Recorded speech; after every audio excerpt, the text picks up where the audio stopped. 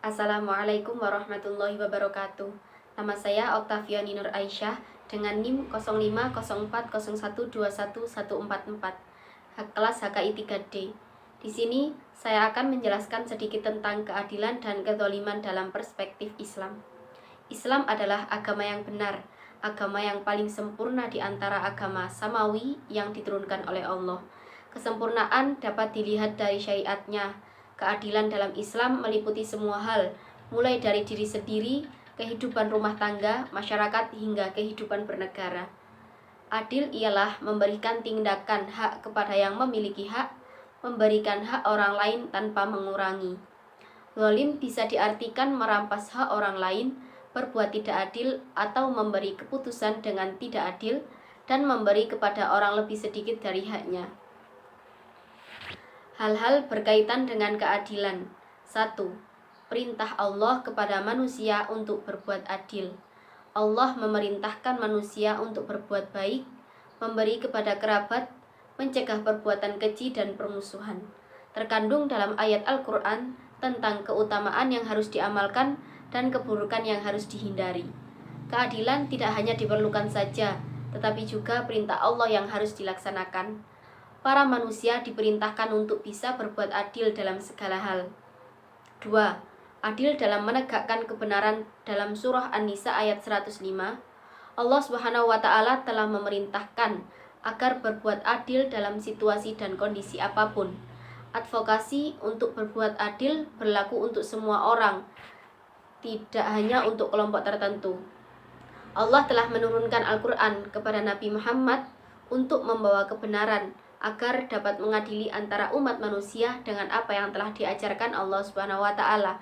Dan janganlah menjadi penentang terhadap orang yang tidak bersalah, karena telah membela orang yang berkhianat. Munasabah surah An-Nisa ayat 105-107. Ketika perselisihan terjadi pada suatu masalah, maka hukum Allah berperan di dalamnya.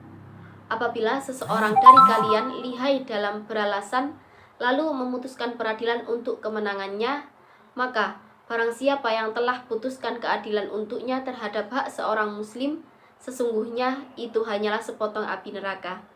Berbuat adil membawa kita lebih dekat dengan pintu surga, karena berbuat adil adalah perbuatan ibadah, terhindar dari sikap sewenang-wenang orang lain, menjadikan pribadi yang dihormati dan dipercaya. Jadilah pemimpin yang teladan dan melindungi orang lain. Keadilan dalam Islam tidak hanya berkaitan dengan urusan akhirat, melainkan pula urusan dunia. Keadilan memerlukan adanya sesuatu yang benar dan salah. Selain itu, keadilan juga tidak dapat ditetapkan jika tidak ada kezaliman yang dilakukan. Pengadilan yang dilakukan oleh Allah tidak dapat ditandingi oleh hakim. Hal ini karena keadilan merupakan salah satu sifat dari sifat-sifat Allah. Tidak seorang pun yang dapat menyamai keadilan dari Allah. Allah dapat memberikan keadilan secara sempurna, sedangkan manusia tidak mampu melakukannya. Saat ini, pelaku kezaliman mungkin masih bisa selamat dari azab Allah SWT dan merasa bebas melakukan berbagai kezaliman. Namun, mereka harus sadar bahwa di akhirat mereka baru akan merasakan siksaan yang amat mengerikan.